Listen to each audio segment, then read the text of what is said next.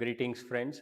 நான் good Friday பற்றி தியானிச்சுக்கிட்டு இருக்கேன். அதிலிருந்து ஒரு பங்கு தான் இந்த ஒரு டிவோஷன். இதில் வந்து நம்ம போராட்டத்தை பற்றி பேசலாம். இயேசு கிறிஸ்து எவ்வாறாக போராடினார். யோவான் 18வது அதிகாரத்தில் வந்து 10வது வசனத்தில் சீமோன் பேதுரு தன்னுடைய பட்டயத்தை உருவி மஸ்குஸ் என்கிறவனுடைய காதை வெட்டிடுவான். அப்போ வந்து இயேசு கிறிஸ்து சொல்லுவார், இவ்விதமாக நாம் போராட வேண்டியதில்லை, பட்டயத்தை கீழே போடு அப்படிம்பார். அதே அதிகாரத்தில் இயேசு கிறிஸ்து 36வது வசனத்தில் பிலாத்து கிட்ட சொல்லுவார், என்னுடைய ராஜ்யம் இவ்வுலகத்திற்குரியதல்ல, இவ்வுலகத்திற்குரியதானால் என்னுடைய ஜனங்கள் போராடி இருப்பார்கள் அப்படின்னு சொல்லுவார் அவர். அப்போ அவர் போராட்டத்தை நடத்தினார். பட் ஆனால் வேற விதமான போராட்டமாக இருந்தது, இவ்வுலகத்திற்குரிய போராட்டமாக இல்லை. பவுல் சொல்றாரு 2 தீமோத்தேயு 4வது அதிகாரம் 7வது வசனத்தில், நல்ல போராட்டத்தை போராடினேன்.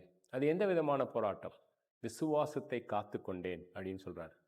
ஓட்டத்தை ஓடி முடித்தேன் அப்படின்றாரு.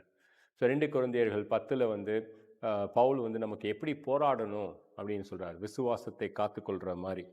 நாம் மாமிசத்தில் நடந்தாலும் நம்ம மாமிசத்திற்கு ஏற்றபடி போர் செய்யக்கூடிய ஜனங்கள் அல்ல. 10:3 2 கொரிந்தியர் 4வது வசனத்தில், நம்மளுடைய போராயுதங்களும் மாமிசத்திற்கு ஏற்றவைகள் அல்ல, இவைகள் அரண்களை நிர்மூலமாக்கக்கூடிய வகையில் தேவனுடைய பலம் உள்ளவைகள்.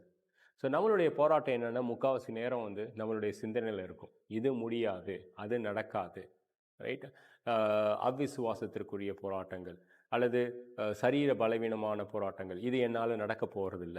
ஸோ அந்த மாதிரி நேரங்களில் 2 கொரிந்தியர் 10:5வது வசனம், இந்த தர்க்கங்கள் இந்த எண்ணங்கள், இயேசு கிறிஸ்துவை காட்டிலும் மேன்மையாக போகக்கூடிய இந்த எண்ணங்களை நாம் சிறைப்பிடித்து இயேசு கிறிஸ்துவினுடைய அதிகாரத்திற்கு கீழாக கொண்டு வர வேண்டும். இவ்விதமான போராட்டம் நமக்கு உண்டு. ஸோ எடுத்துக்காட்டாக பார்க்கணுன்னா, கொலியாத் வந்து நின்ன போது இந்த முழு இராணுவமே, இஸ்ரவேல் இராணுவமே என்ன நினச்சது? அவன் ஜெயிக்க போகிறான், நாம் எம்மாத்திரம் அப்படின்னு தான் கேட்டது. அது எந்த மாதிரியான ஒரு தர்க்கம், அது எந்த மாதிரியான ஒரு எண்ணம்? இயேசு கிறிஸ்துவை காட்டிலும் மேன்மை பாராட்டக்கூடிய ஒரு எண்ணம். அந்த எண்ணத்தை இயேசு கிறிஸ்துவனுடைய அதிகாரத்துக்கு கீழாக கொண்டு வந்த ஒரு நபர் யார்? தாவீது கொலியாத் என்பவன் சேனைகளின் கர்த்தருக்கு எதிராக நிற்கிறான், போராட்டம் கர்த்தருடையது அப்படின்னு சொன்ன உடனே அந்த போராட்டத்தை ஜெயிச்சிட்டான். ஸோ இன்னைக்கு நம்ம போராட்டம் ஏதாவது ஒன்று உங்கள் இதில் இருந்ததுன்னா, இது முடியாது அப்படின்னு சொன்னால், மனுஷனால் முடியாதது தேவனால் கூடும். அந்த ஒரு எண்ணத்தை இயேசு கிறிஸ்துவனுடைய அதிகாரத்துக்கு கீழாக கொண்டு வரலாம்.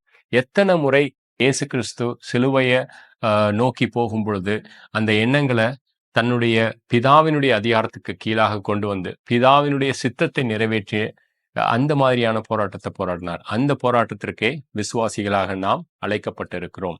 விசுவாசத்தை காத்து கொள்ளலாம். ஏமே.